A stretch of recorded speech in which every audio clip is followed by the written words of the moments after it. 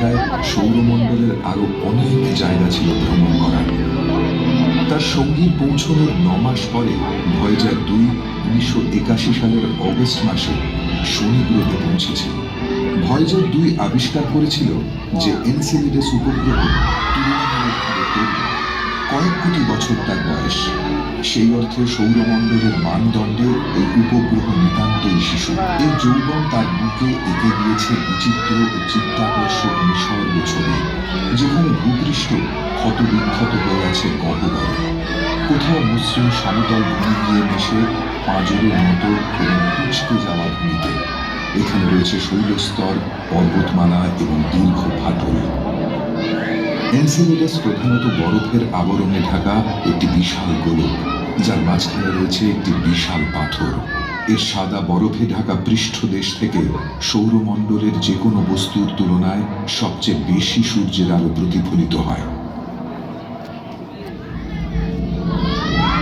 শনির অন্য উপগ্রহ টেথিসের যে ছবি ভয়েজার পাঠিয়েছে তাতে দেখা গেছে 450 কিলোমিটার দীর্ঘ এবং 16 কিলোমিটার গভীর গহ্বর।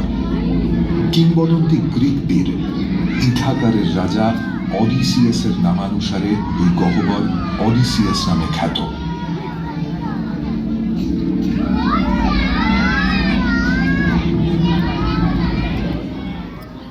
শনি গ্রহে ভ্রমণের শেষে ভয়েজার 2 শনির বিপুল মাধ্যাকর্ষণ শক্তির সহায়তায় তার গতি বাড়িয়ে ছুটতে থাকে তার পরবর্তী গন্তব্যে, রহস্যময় তুষারাবৃত বিশালাকৃতির ইউরেনাস গ্রহে।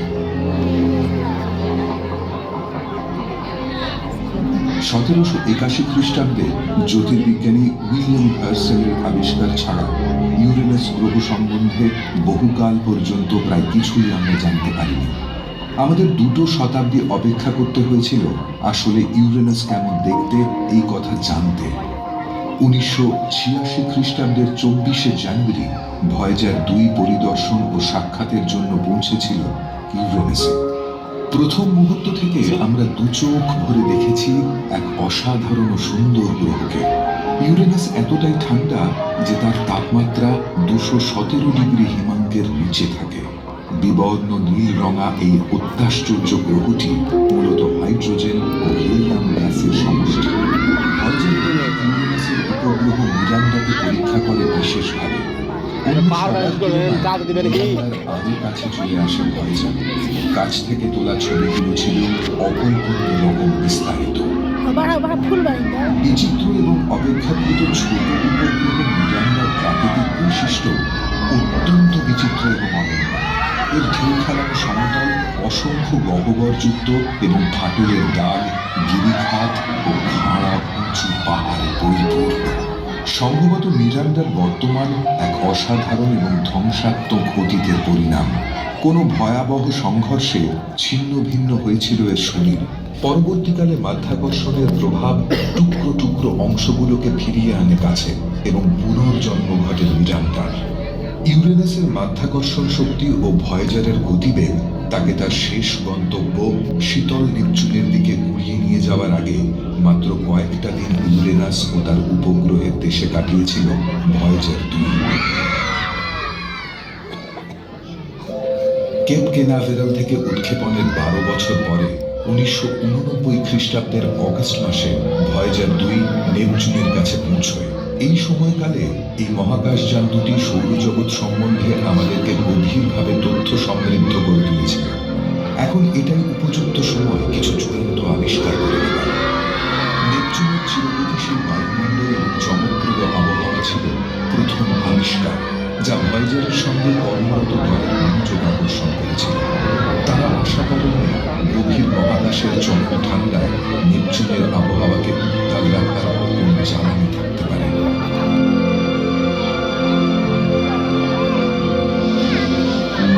নেপচুনের দক্ষিণ গোলার্ধে ভয়েজার 2 আবিষ্কার করেছিল একটি স্থায়ী অ্যান্টিসাইক্লোনিক ঝড়, যাকে বলা হয় গ্রেট ডার্ক স্পট। ভয়েজার দেখেছিল নেপচুনের বায়ু প্রবাহ সৌরমণ্ডলের মধ্যে সবচেয়ে শক্তিশালী, যার গতি ঘন্টায় 2100 কিলোমিটার পর্যন্ত হয়ে থাকে। ভয়েজার 2 খুঁজে পেয়েছিল পাতলা ও খণ্ডিত বলয় যা নেপচুনকে ঘিরে আছে। নেপচুনের বলয়গুলো কিসের তৈরি, কেনই বা তারা লালচে রঙের? ভয়েজারের কাছে কোনো উত্তর ছিল না। কিন্তু ভয়েজার আরো অনেক কিছু জানতে পারল যখন সে উড়ে গিয়েছিল ট্রাইটনের কাছ দিয়ে। ট্রাইটন হলো সৌরমণ্ডলের একমাত্র বিশাল উপগ্রহ যার কক্ষপথ বিপরীতমুখী বা রেট্রোগ্রেড অরবিট, অর্থাৎ তার কক্ষপথের অভিমুখ গ্রহের আবর্তনের অভিমুখের বিপরীত। বিজ্ঞানীরা মনে করেন ট্রাইটনের অস্বাভাবিক কক্ষপথের অভিমুখ প্রমাণ করে একসময় এই উপগ্রহ নিজেই একটি বামন গ্রহ ছিল। লক্ষ লক্ষ বছর আগে তারা মনে করেন বিপথগামী হয়ে সে নেপচুনের খুব কাছে চলে আসে এবং নেপচুনের অপরিসীম মাধ্যাকর্ষণ শক্তি তাকে বন্দী করে। এই বিপরীতমুখী কক্ষপথের ফলস্বরূপ ট্রাইটন ক্রমান্বয়ে ক্ষয় করে চলেছে তার শক্তি। এর ফলে কোনো এক সময় ধ্বংসপ্রাপ্তি ঘটবে এই উপগ্রহে। ধ্বংসাবশেষের টুকরো থেকে নেপচুনকে ঘিরে সম্ভবত সৃষ্টি হবে সমতল।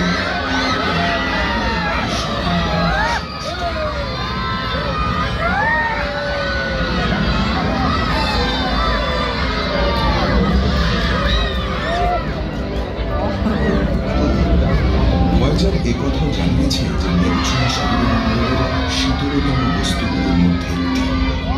পৃষ্ঠদেশের তাপমাত্রা তাই বৈজ্ঞানিকরা আশ্চর্য হয়ে ট্রাইটনের দক্ষিণ মেরুর কাছে দেখেছেন ক্রায়োভলক্যানিক সক্রিয়তা, যার প্রভাবে সারি সারি নাইট্রোজেন ও ধুলোর উষ্ণ প্রস্রবণ বরফ ঢাকা পৃষ্ঠদেশের ফাটল থেকে বেরিয়ে আসছে। এই প্রস্রবণগুলো এতটাই শক্তিশালী যে তারা পৃষ্ঠদেশ থেকে 8 কিলোমিটার পর্যন্ত উচ্চতা সম্পন্ন হয়। ভয়েজার 2 এর সৌরমণ্ডল ভ্রমণের শেষ গন্তব্য ছিল নেপচুন ও তার উপগ্রহ। এখন থেকে তারা দূষরের মতো মহাকাশযানটি সৌরমণ্ডল ছাড়িয়ে নক্ষত্রের দেশের অভিমুখে পাড়ি দিয়েছে।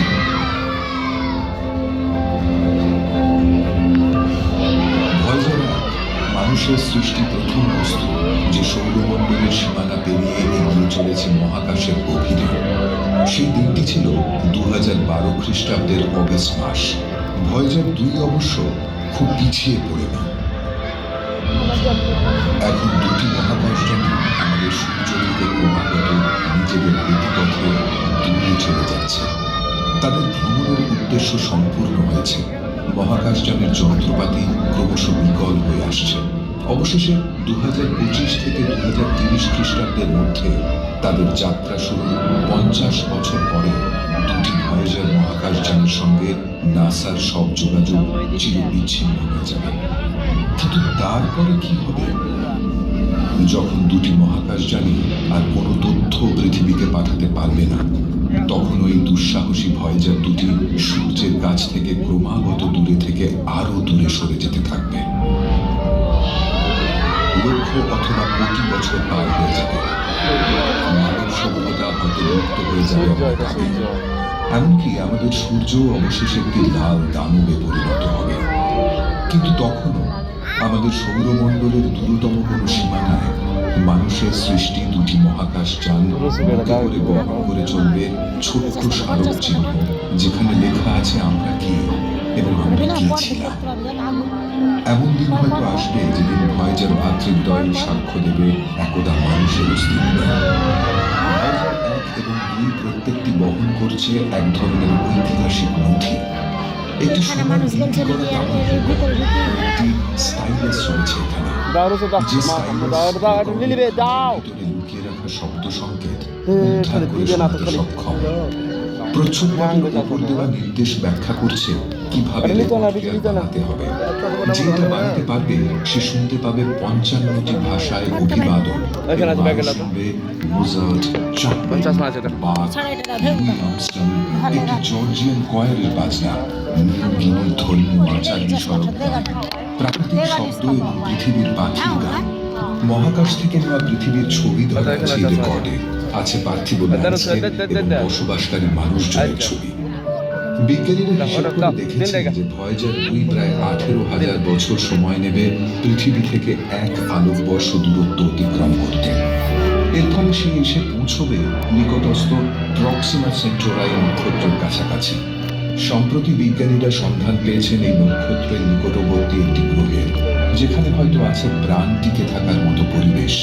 হয়তো সেই সময়ের মানুষ খুঁজে পাবে দ্রুততর কোনো চলার পথ, যে পথের খোঁজ ভয়েজারের গমন পথের দিশারীরা এখনো জানেন না।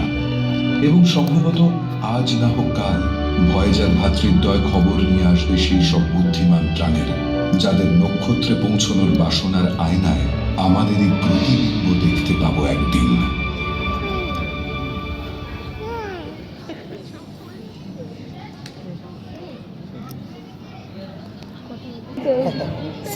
ওইটার উপরে এলিয়েন অনুগ্রহ করে শুনবেন, প্রত্যেকেই নিজে নিজের চশমা হাতে নিয়ে ডান দিকের এক্সিটের দিকে ধীরে ধীরে এগিয়ে যাবেন। যাওয়ার সময় চশমাটি জমা দেবেন।